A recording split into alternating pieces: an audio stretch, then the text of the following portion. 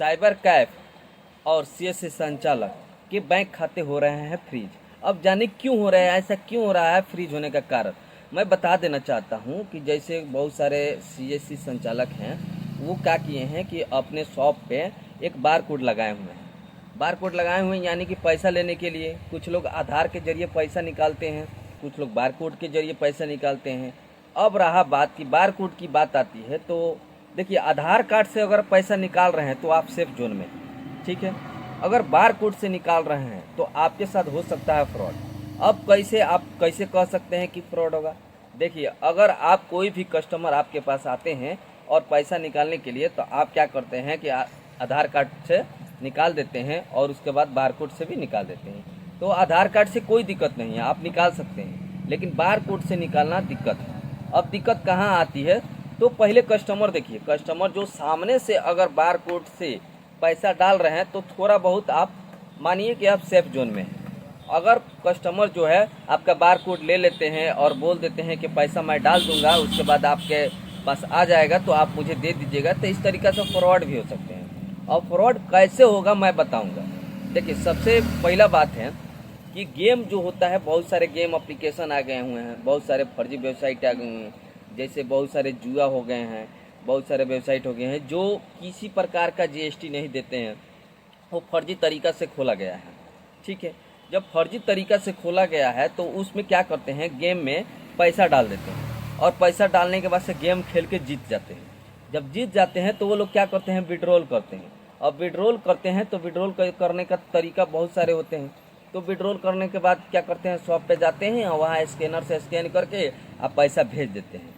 देखिए क्या हो जाता है, और उस गेम वाले कंपनी पे क्या हो जाता है कि एफआईआर हो जाता है। और एफआईआर जब हो जाता है तो उसमें क्या होता है कि गेम वाला जो भी पैसा है तो उसका विड्रॉल आप करते हैं, तो पहले नंबर की आप आईडी बनाए होंगे गेम खेलने के लिए, तो उस आईडी आपका ब्लॉक होगा और आप जिस नंबर पे पैसा भेज रहे हैं वो सब ब्लॉक हो जाएगा, ठीक है। यानी कि वो क्या करता है कि दुकानदार भाइयों के नंबर पे पैसा मंगवा लेता है और दुकानदार भाइयों को खाता फ्रीज होना चालू हो जाता है।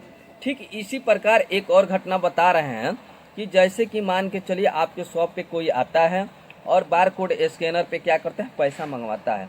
देखिए वो दूर से मंगवाता है, और दूर से कैसे मंगाता है, जैसे कि कोई एक क्राइम जो है, साइबर क्राइम जैसे कि कोई भी करता है तो क्या करता है, किसी अनजान नंबर पे फ़ोन करता है और फ़ोन करके बोलता है कि आप लॉटरी जीत चुके हैं और आपको जीतने के लिए एक छोटा सा रकम देना पड़ेगा। तो क्या होते हैं, बहुत सारे जो होते हैं कस्टमर सोचते हैं एक छोटा सा रकम देना है, और रकम देने के बाद से क्या होता है कि हम इतने छोटा कम रकम दे के ज़्यादा रकम ले लेंगे, ठीक है। ऐसा ही देखने को मिलता है। और क्या करते हैं, एक दुकानदार भाइयों का स्कैनर ले लेते हैं और वहाँ लगा देते हैं और बोलते हैं कि आप इसी पे छोटा रकम भेज दीजिए, आप ये जीत चुके हैं, आपको हम सेंड कर देंगे, ठीक है, कुरियर के माध्यम से भेज देते हैं। देखिए जो फॉरवर्ड होते हैं वो अपना अकाउंट नहीं देते हैं, अपना स्कैनर नहीं देते हैं, और क्या करते हैं, दुकानदार भाइयों के स्कैनर दे देते हैं और कुछ रकम डलवा लेते हैं, ठीक है। उसके बाद कुछ रकम डलवाने के बाद से क्या हो जाता है, दुकानदार भाइयों पे उसमें जब अगला जो होता है, जब फ़ोन करता है, जो फ्रॉड होते हैं उस फ़ोन करता है तो फ़ोन तो लगता नहीं है, कॉल पे फ़ोन करते हैं लोग और वो फ़ोन लगता नहीं है, और फ़ोन लगता नहीं है तो जो स्कैनर देते हैं उसी स्कैनर पे पैसा जब मंगवाते हैं तो अगला क्या करता है कस्टमर कि उसी नंबर पे वो स्कैनर पे ही जाके एफआईआर कर देते हैं। अब देखिए क्या होता है कि जब नंबर बंद है तो एफआईआर तो उस नंबर का होगा ही, लेकिन जिस स्कैनर में पैसा गया है उसका भी अब अकाउंट ब्लॉक हो जाता है।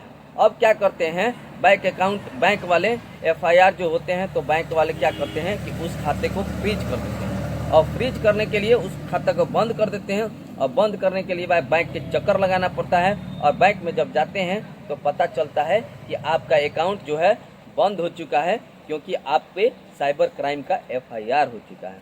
आप कोई भी घटना का इंजाम आप नहीं करते हैं, लेकिन आपको बुरी तरीक़ा से फंसा दिया जाता है। तो इतना आप ध्यान रखें कि आपके दुकान पे अगर आप सेफ रहना चाहते हैं तो आप अपने सीएससी संचालक हैं या साइबर कैफ हैं, आप अपने दुकान पे आधार कार्ड के जरिए विड्रॉल करें, स्कैनर के जरिए विड्रॉल न करें। अगर स्कैनर के जरिए विड्रॉल करते हैं तो बहुत सोच समझ के, देख के, यानी कि बाद में स्कैनर खींच के बाद में अपना वहाँ से पेमेंट कर दे, इस तरीका के नहीं कीजिए। वीडियो पसंद आए तो लाइक कीजिए, कमेंट कीजिए और दोस्तों के साथ शेयर कीजिए।